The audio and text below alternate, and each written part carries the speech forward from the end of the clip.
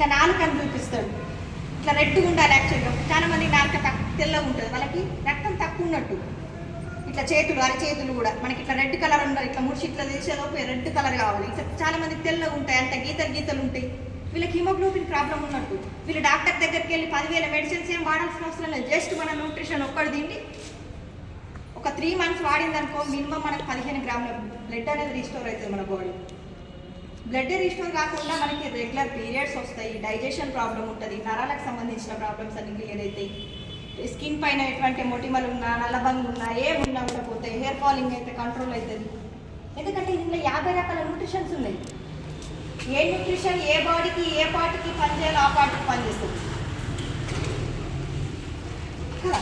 So ఇట్లా మనం ప్రతిరోజు కూడా మనం ఇట్లా మనమే చెక్ చేసుకోవచ్చు. ఎందుకంటే ఇది 50 రకాల న్యూట్రిషన్స్ కాబట్టి ప్రతి ఒక్క లేడీస్కి అవసరము, అండ్ జెంట్స్కి కూడా ఉంటుంది.